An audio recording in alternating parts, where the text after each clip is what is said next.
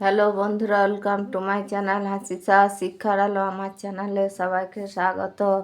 আজকে আমি তোমাদের ক্লাস 9-এ যে সাজেশনগুলো বানিয়েছি দেখো, খিয়া কবিতা থেকে। আগের ভিডিওগুলো সিলেবাসটা দিয়ে দিয়েছি, সামনে পরীক্ষা আসছে। এরকম এখন 1 নম্বরে প্রশ্ন, এমসিকিউ টাইপের প্রশ্ন। দেখো এগুলো কোশ্চেন অ্যান্সার বানিয়েছি। 1 নম্বরে প্রশ্নটা দেখো, খিয়া কবিতাটির কবির নাম রবীন্দ্রনাথ ঠাকুর। 2 নম্বর, খিয়া কবিতাটির কোন মূল গ্রন্থ থেকে নেওয়া হয়েছে? অ্যান্সার হবে চৈতালি। 3 নম্বর দেখো, রবীন্দ্রনাথ ঠাকুর খিয়া কবিতাটি রচনা করেন। অ্যান্সার হবে 18 চৈত্র 1302 বঙ্গাব্দে। 4 নম্বর, খিয়া কবিতাটি কী জাতীয় রচনা? চতুর্দশপদী। অ্যান্সার। 5 নম্বর দেখো, খিয়া কবিতায় বর্ণিত নদীটির নাম হলো? অ্যান্সার হবে নাগর। 6 নম্বর দেখো, বিশ্বকবি রবীন্দ্রনাথ ঠাকুর খিয়া কবিতায় রচনা করেন পাতিস্বরে। 7 নম্বর দেখো, পারাপার শব্দটির অর্থ হলো? অ্যান্সার হবে নদীর এপার থেকে ওপারে যাওয়া। 8 নম্বর দেখো, নদীর 2 তীরে আছে সেটি 2টি গ্রাম। অ্যান্সার। 9 নম্বর দেখো, 2 তীরে 2টি গ্রামের মধ্যকার সম্পর্ক হলো প্রতিবেশী। অ্যান্সার। 10 নম্বর দেখো, সকাল হইতে সন্ধ্যা করে আনাগোনা, সন্ধ্যা করে আনাগোনা।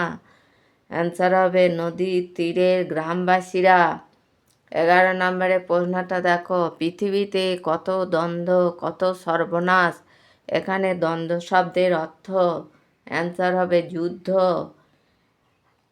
12 নম্বরে প্রশ্নটা দেখো, নদীর স্রোতে খিয়া নৌকা চলে। অ্যান্সার হবে সকাল থেকে সন্ধ্যা। 13 নম্বরে, পৃথিবীতে যে দ্বন্দ্ব সর্বনাশ ঘটে চলেছে তার কারণ হলো? অ্যান্সার হবে স্বার্থের সংঘাত। 14 নম্বরেরটা দেখো, খিয়া কবিতাটিতে খিয়া নৌকা হলো? অ্যান্সার হবে জীবনের প্রতীক। 15 নম্বরে, নতুন নতুন কত গড়ে ইতিহাস? অ্যান্সার হবে পৃথিবীতে। 16 নম্বরে, নব নব তৃষ্ণা আর ক্ষুধায় পূর্ণ। এটা অ্যান্সার হবে সভ্যতা।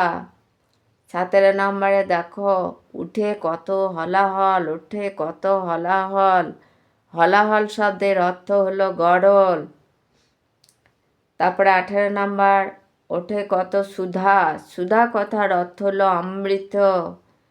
ওঠে কত হলাহল, ওঠে কত সুধা। 19 নম্বরে প্রশ্নটা দেখো, এখানে কোন পৌরাণিক ঘটনার প্রসঙ্গ বর্ণিত হয়েছে? অ্যান্সার হবে সমুদ্র মন্থন।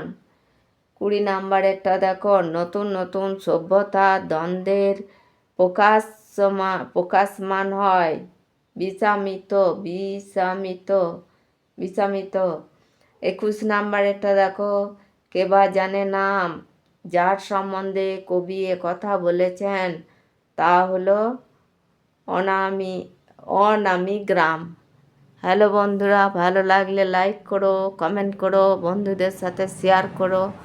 আর এইগুলি ভালো করে খাতায় নোট করো আর পড়ো, সামনে পরীক্ষা আসছে। আর এরই মধ্যেই থাকবে। তোমরা ভালো থেকো।